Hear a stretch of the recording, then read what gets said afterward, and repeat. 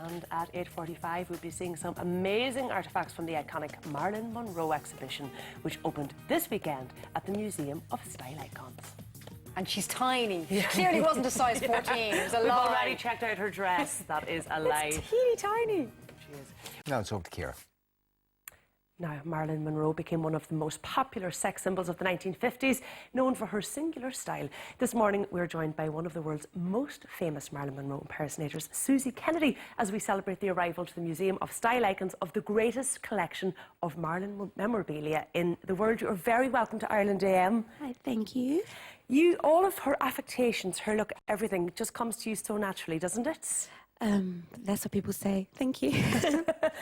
You've always, though, had this, and people said that to you from when you were a student. Yep, I was a student going to college, and somebody stopped me and said, "You look like Marilyn Monroe."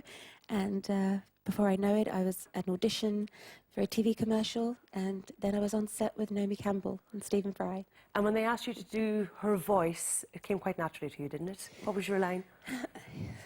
Well, I just said, okay, maybe if I just do this and I just do this, then there I am. And it just happened. It just happened. Our favourite Marilyn story, which I have to get, is this costume here she wore in Gentlemen Prefer Blondes, obviously, some might say. What happened, Marilyn? She got paid barely anything for it. It's a crazy story. So Marilyn was paid $500 a week. And Jane Russell was paid $250,000. And Marilyn couldn't get a dressing room. And she said, okay, I may not be a star, but I am the blonde. And it is Gentlemen Prefer Blondes. So at least I could have a dressing room. She definitely deserved a dressing room and a bit more. And a bit more money. She was the starring blonde. Well, at 8:45, we're going to be learning a lot more about the Marilyn Monroe exhibition. But first, Susie is going to treat us to a performance of her favourite Marilyn song, I Want to Be Loved by You, from the movie Some Like It Hot, in your own time.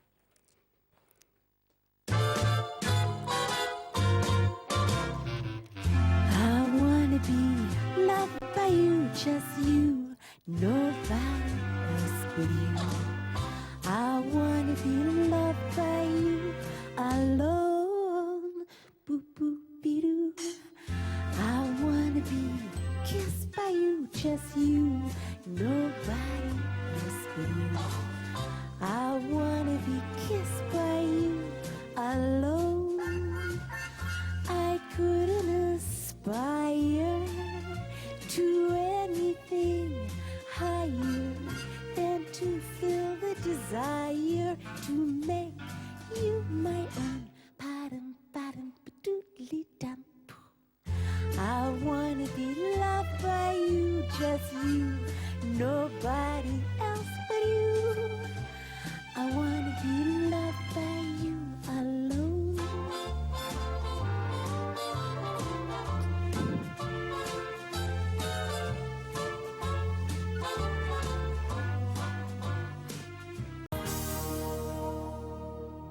Now, star, sex symbol and fashion icon, the glamorous Marilyn Monroe exhibition opened at the Museum of Style Icons at the weekend. Executive Director of Juliens Auctions, Martin Nolan, joins us now with some of the amazing artifacts even, from the exhibition. And Marilyn Monroe is still with us. Suzie Kennedy, Marilyn Monroe impersonator, rejoins us to tell us a little more about the famous starlet. Marilyn, thank you for staying with us. Martin, thank you for bringing all of these precious things, which is why we have gloves on, because they are very precious indeed.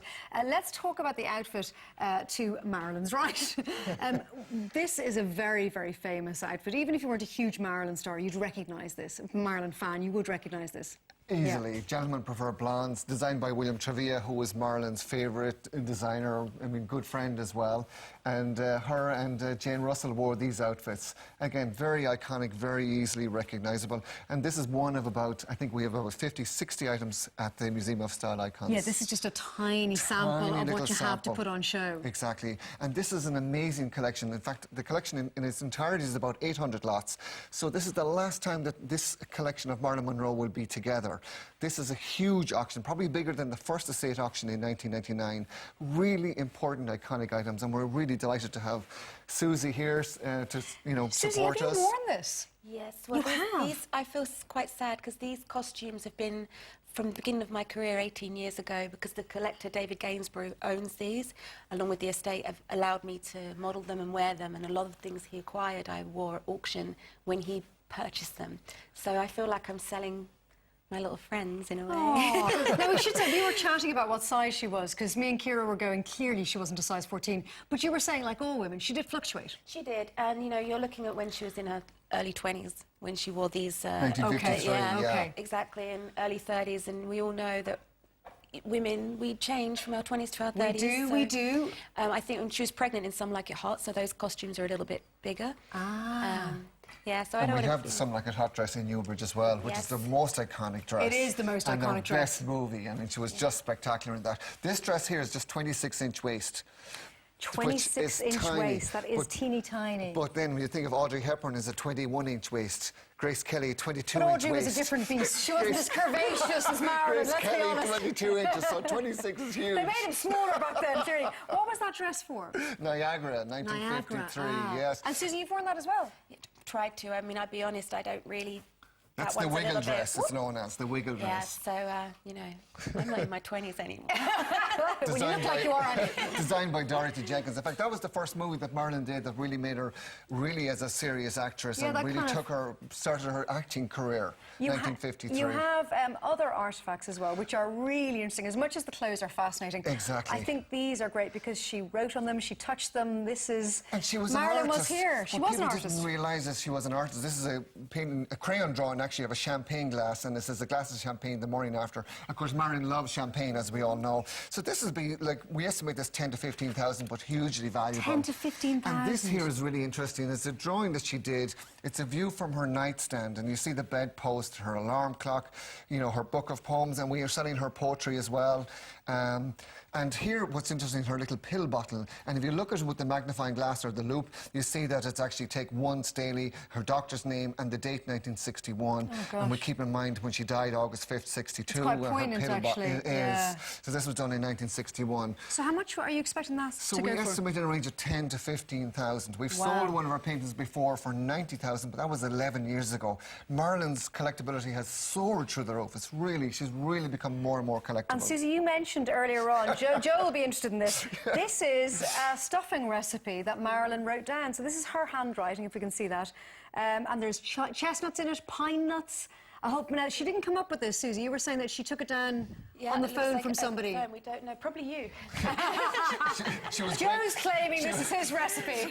Loads of butter in it as well, so probably a heart attack on the plate there with the stuffing. I think it's the most expensive recipe you probably will be able to buy. Probably. Well, what do we expect that to go for? We estimated 6,000 to 8,000, but again, that's conservative. And it's in Marilyn's hand. That's what you're buying. It is amazing to watch. Yeah, to hold it and know that she held it and wrote on it. Exactly, and of course, because we're in Newbridge, we have great jewellery items. Amazing, Marilyn. You think of Marilyn, diamonds are a girl's best friend. She loved diamonds, but really, she wore costume jewellery. Except this one, it's a Blancpain watch, beautiful, beautiful watch with diamonds, and we estimate that 80 to 120,000. That's probably one of the higher price items. With the Some Like It hot dress, which is 200 to 400,000 range.